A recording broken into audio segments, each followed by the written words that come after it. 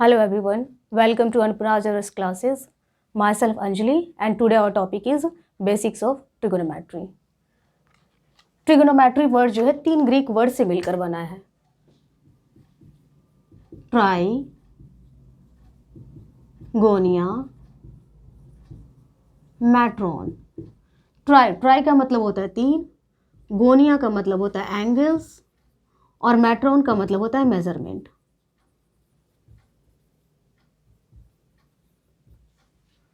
तीन एंगल्स का मेजरमेंट. और ये जो 3 एंगल होते हैं ना वो ट्रायंगल में होते हैं, लेकिन एंगल के बेस पे ट्रायंगल 3 तरह के होते हैं.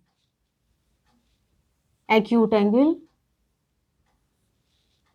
Right angle, obtuse angle. न्यून कोण, सम कोण, अधिक कोण. अब बात आती है हम ट्रिगोनोमेट्री में कौन से ट्रायंगल को लें. तो ट्रिगोनोमेट्री में हम राइट एंगल ट्रायंगल को लेते हैं, क्योंकि राइट एंगल ट्रायंगल में ये जो तीनों साइड होते हैं 3 अलग अलग नामों से जाने जाते हैं. जैसे अगर सिंपल हम इसे देखें तो इसे हम लंब कहते हैं, परपेंडिकुलर, इसे आधार, बेस, और इसे कर्ण, हाइपोटेन्यूज. लेकिन ये लंब, आधार और कर्ण, परपेंडिकुलर, बेस और हाइट चेंज भी होते हैं. जैसे एंगल सी को हमने थीटा ले लिया, लंब, परपेंडिकुलर, आधार, बेस, कर्ण, हाइपोटेन्यूज.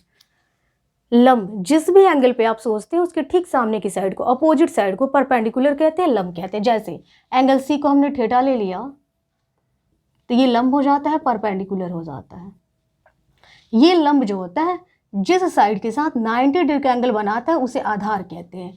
लंब ए बी जो है BC के साथ 90 डिग्री का एंगल बना रहा है तो ये आधार, बेस. लंब और आधार को छोड़कर जो तीसरी भुजा बचती है उसे कर्ण कहते हैं, हाइपोटेन्यूज. लेकिन अगर इसी ट्रायंगल में ABC में हमने एंगल ए को थीटा ले लिया तो इस एंगल के जस्ट अपोजिट साइड ठीक सामने की भुजा जो होती है वो BC हो जाती है. BC लंब हो जाती है, परपेंडिकुलर हो जाती है. BC जो है AB के साथ 90 डिग्री का एंगल बना रहा है तो ये आधार हो जाता है, बेस हो जाता है. लंब और आधार को छोड़कर जो तीसरी साइड बचती है वो हाइपोटेन्यूज होती है, कर्ण होती है. तो AC जो होता है वो कर्ण होगा. ट्रिगोनोमेट्रिक रेशियोज के लिए तीनों चीजें क्लियर होनी चाहिए. ट्रिगो में कुल 6 ट्रिगोनोमेट्रिक रेशियोज होते हैं. वो है sine A, cosine, tangent, cosecant, secant, cotangent. जिन्हें साइन ए को शॉर्ट में हम साइन बोलते हैं, कोसाइन को कॉस बोलते हैं, टेंजेंट को टैन बोलते हैं, कोसेकेंट को कॉसिक बोलते हैं, सेकेंड को सेक बोलते हैं और कोटेंजेंट को कोट बोलते हैं. किसी स्पेशल एंगल के लिए, जैसे हमने थीटा के लिए ले लिया. इसके फॉर्मूलेज क्या क्या होते हैं. Sine theta, cos theta, tan theta, cosec theta, sec theta, cot theta. Sine theta का फॉर्मूला होता है P/H, लंबाई, कर्ण. कॉस थीटा का B/H, आधार बाई कर्ण. टैन थीटा का P/B, लंबाई, आधार. कॉसिक थीटा H/P, कर्ण बाई लंब. सेक थीटा H/B, कर्ण बाई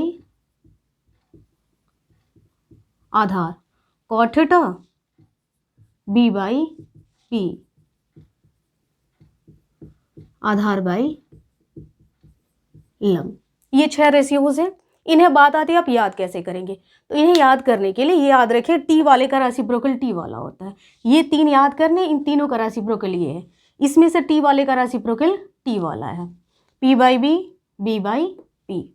कॉस थीटा का रेसिप्रोकल सेक थीटा होता है। इसे कैसे याद करेंगे? तो इसके स्टार्टिंग सी से है, इसकी एंडिंग सी से है, इसकी एंडिंग एस से है, इसकी स्टार्टिंग एस से। इसका रेसिप्रोकल कॉस थीटा का रेसिप्रोकल सेक थीटा हो जाता है, B by H, H by B.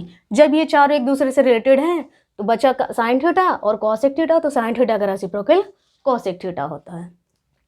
तो ये हमारे थे ट्रिगोनोमेट्री के बेसिक्स। नेक्स्ट वीडियोज़ में हम NCERT से एक्सरसाइज 8.1 को कवर करेंगे। तब तक के लिए थैंक यू।